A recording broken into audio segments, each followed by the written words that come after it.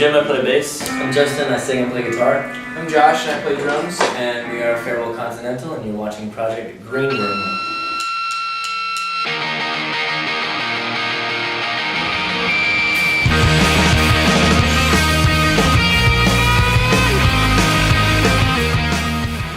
Alright, so here we are with Farewell Continental at the Knitting Factory in Brooklyn, New York. How you guys doing on this Sunday evening? Very well. Good. Yeah, great. We just watched Thor Oh, wow. in 3D.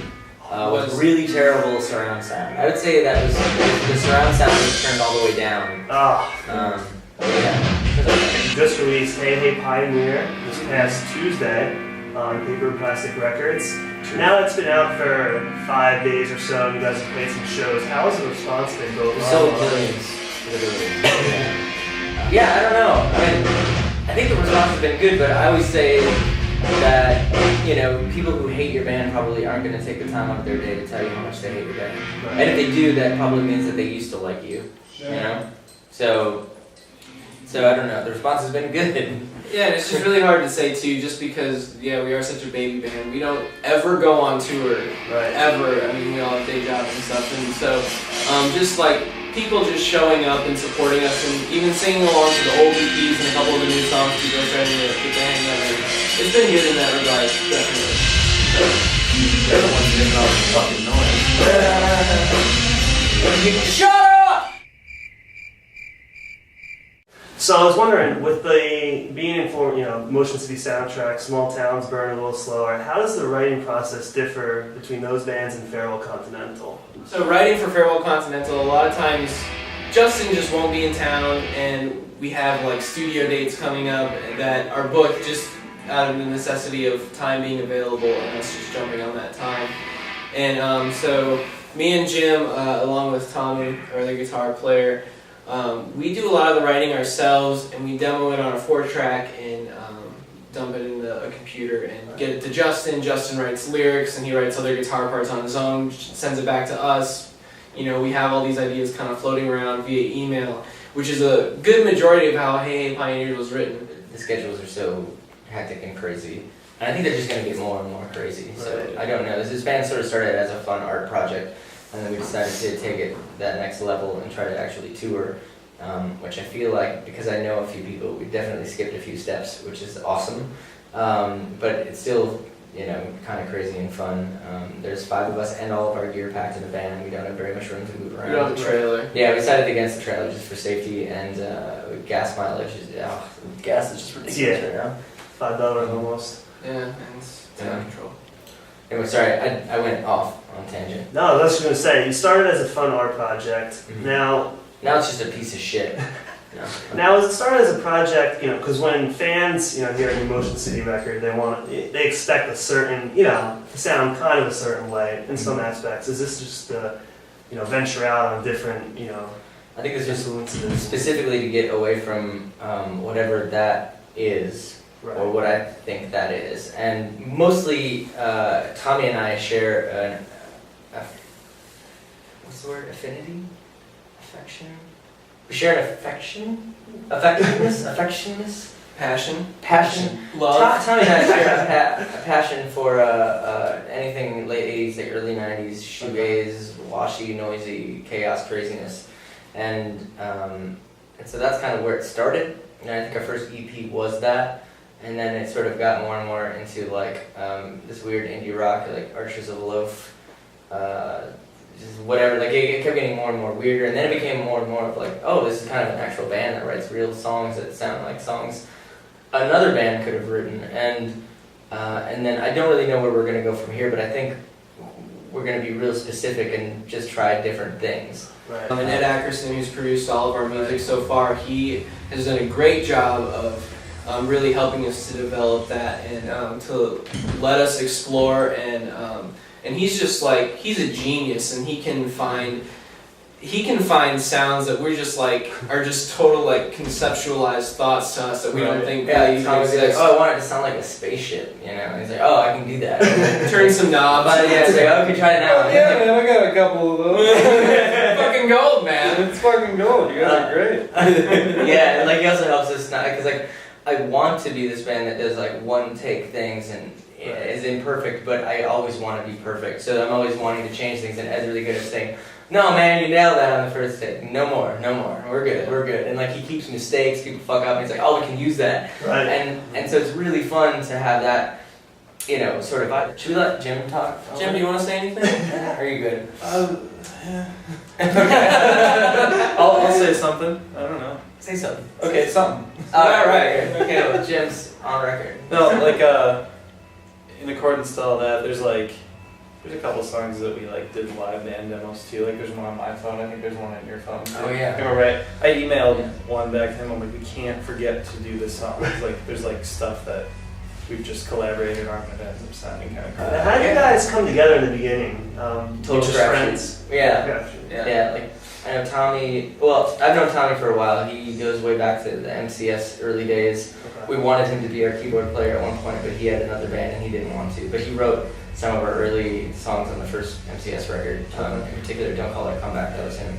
Okay. But he's like a genius, and he and I, like I said, love early '90s rock, and we always wanted to play together and start a band that just made noise. And so that's kind of where the genesis of this project started. And I know these guys know him from there. I was like with Tommy one day, and I didn't know Justin, and I didn't know Josh or Carrie or anyone. Like Tommy was the only person I knew, and like I was hanging out with him a lot at the time, and like we're sitting outside of a coffee shop, and he said he was gonna go jam with these guys, and I was like, oh, can I come? And he said sure, so I came with, and honestly at that point I really never picked up an instrument seriously, Okay. and like once I joined this band, I started taking it seriously. So it's like that's Self-taught, no lessons. straight up, and it shows live. You can see me mess up every song. But that's part of your charm. Yeah. It's part of my charm. Everyone's sounding too perfect now. That's why I use the distortion pedal to cover it all. Just make more noise. That's the mantra. But yeah, like me and Tommy obviously knew each other from small towns, burn a little slower.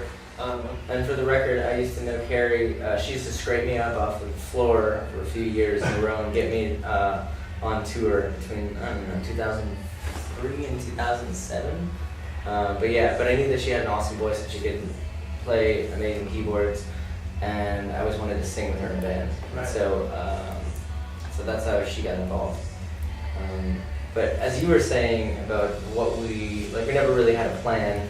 Somehow we got a hold of Vinny at Paper and Plastic, and he really liked our music. Yeah, and he was just like, yeah, here, I'll throw some money at you guys, and you guys can just put out music. Don't worry about it. So I'm like, all right, cool. And that's kind of how that first EP. And we're like, yeah, hey Vinny, what do you think about making a double-sided square picture disc 7-inch? You know, that sort of thing. It's a money loser, and he's like, oh fuck yeah, let's do it. So we did, you know. And then the second record was a one-sided 12-inch with 6 songs, and then on the other side was a screen print in 4 different colors. And then this new record was very simple, but I was able to talk him into doing two records so that the sound quality. It's a double right. album, Yeah, it's a double LP. So it's a little more expensive, but it'll sound better. And so I have no idea what the next venture is going to be, but hopefully it's going to be equally ridiculous.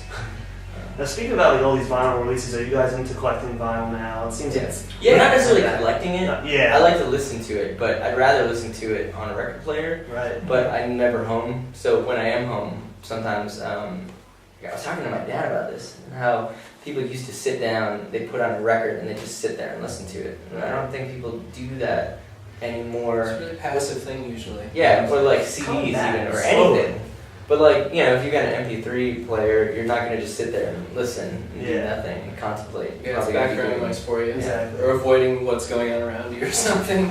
Yeah. In my opinion, the best way to listen to music is on vinyl. Yes. So those are like real sound waves like coming at you and hitting your body, and like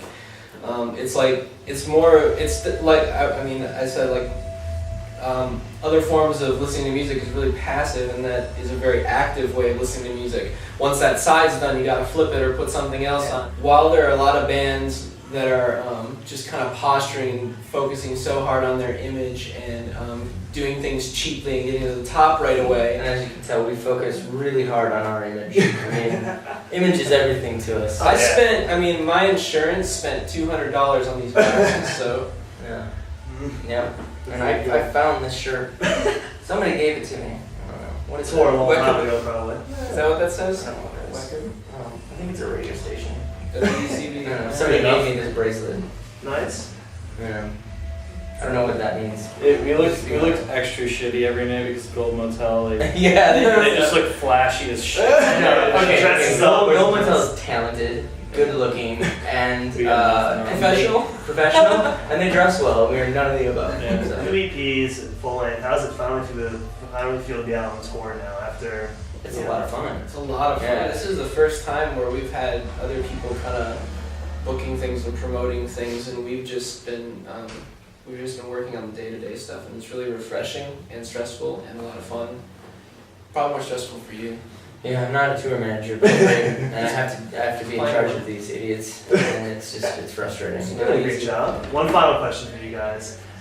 The alter egos, I guess we could call them, you guys have? Yeah. You revealed a couple months ago, Fawn. What's the meaning behind that? Just something fun? We love Harrison Ford. Right? We all love Harrison Ford. We did the royal we. We love Harrison. One of you guys. Yeah, no, That's it was good really idea. funny because I was trying to think of like some sort of common thing, because I wanted to, like, in all honesty, I think the main reason, there's many reasons, but the main reason was just that I wanted people to hear the music and just not know Put aside. what it was, Yeah. just hear it and be like, oh, I like this, and there's no reason why. It's just I like the music, and that's the only reason.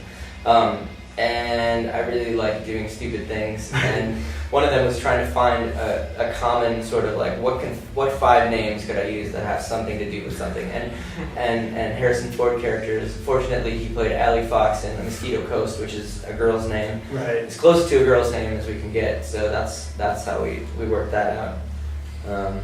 Yeah, and it was just based on the sound of the names, not necessarily my favorite characters of his. But yeah, and I wanted it to be a slightly, like, Rick Deckard is probably the most well-known, well, or maybe it's Dr. Richard Kimball, I don't know. But I didn't want to do Indiana Jones or Right. Han Solo. So, what is it, Jack Ryan and Norman Spencer? That's right. What lies beneath? Well, thanks for talking to the aquarium here Yeah, in New yeah. York. Thanks for having us. If your voice dies, you can blame the aquarium. All right, I will. We will take all responsibility. Okay. And, Have those kids knocking on your door. and we'll see you guys soon. Okay, cool. Thank you. Thank you.